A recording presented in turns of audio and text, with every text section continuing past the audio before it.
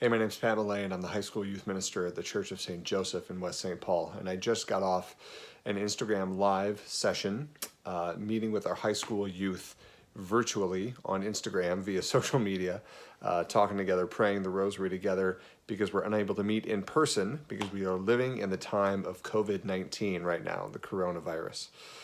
This is a strange, hard, weird time for so many people. There are, those who are sick with the coronavirus and people who have died from this already around the world. There are healthcare workers whose lives have been radically changed and gotten way more complicated because of this. School parents all over the country are having to make arrangements for their kids who aren't in school anymore. Everyone whose work and education and their actual livelihood, the way that they are going to pay their bills and live, has been upended by the social distancing and quarantines. And just all of those who are living in any kind of fear and anxiety during a time like this, any kind of the weight, the burden of that fear, we're all affected by this. And especially, I think fear and anxiety is just a really common thing for all of us all of the time anyway, but especially in a time like this.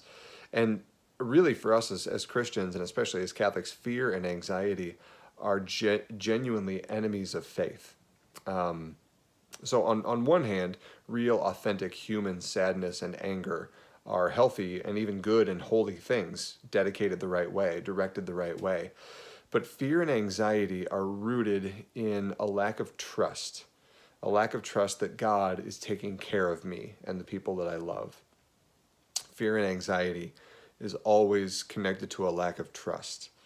Not the emotions associated with them. Those are good and healthy and wonderful.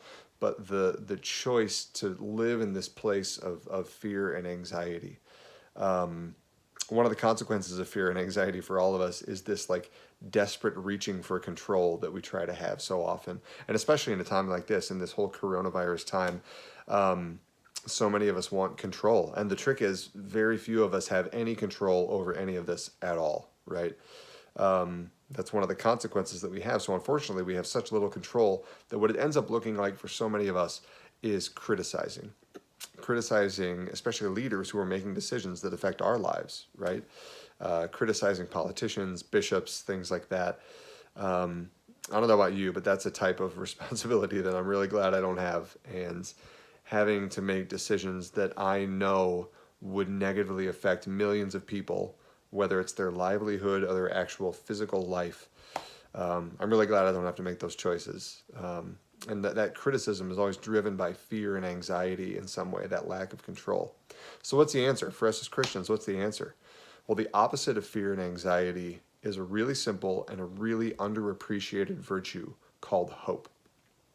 I think so often we misunderstand hope. We think it's something it's not. We think hope is just optimism, like some sunshiny silver lining, like things will get better. Just look on the bright side, That's not hope. That's a really secular, shallow, pretty false version of hope.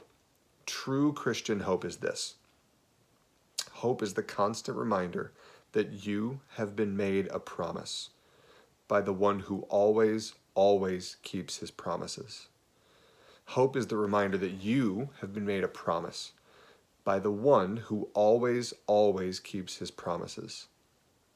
The letter to the Hebrews puts it this way: let us hold unwaveringly to our confession that gives us hope, for he who made the promise is trustworthy. So where is our hope in the midst of sickness and death and unemployment and quarantine? I think 3 places. Number 1, our hope is in the opportunity to be more alone and closer to God. I don't know if you know this, but the word quarantine literally means 40 days.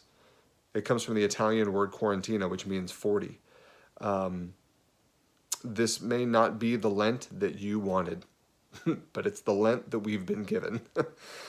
So how are you going to use this quarantina, this Lent, these 40 days well, to make the most of it? To not just worry about what am I going to do, but ask the question, who am I going to be at the end of this Lent? Number 2, I think we can find hope in the relationships that matter the most to us. A lot of us are going to have way more family time than we normally have, and probably for many of us, more family time than we really wanted in the first place. So it's a chance to spend actual quality time with people that you normally maybe don't get to connect with, to have real conversations with your parents, with your kids, with your siblings, to really spend time together. You got the chance to reach out to people that matter to you that you normally don't take the time to connect with neighbors, with grandparents, with friends, and really to take quiet time for prayer, to connect with Jesus, the one who matters most, right? And finally, number 3, I think we can find hope in choosing to trust that no matter how or when, your life and mine is going to come to an end at some day. At some point in time, no matter how or when, we are going to die in this life. And there's a sadness there because that's not the way God intended it. That's a consequence of our sin. But the beauty of that is the freedom to trust that we have been made a promise by the one who always keeps his promises. That we have been made a promise of mercy by God if we ask for it. God has promised us love if we desire it. God has promised us salvation if we accept it. So the end of this life is not the end of our life. It's not the end of our existence.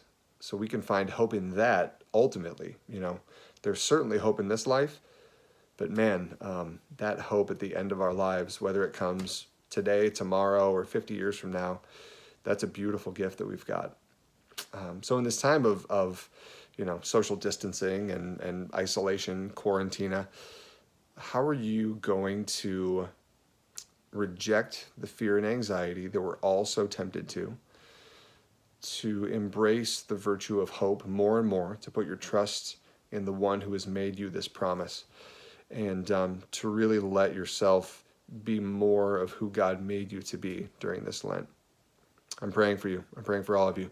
God bless you.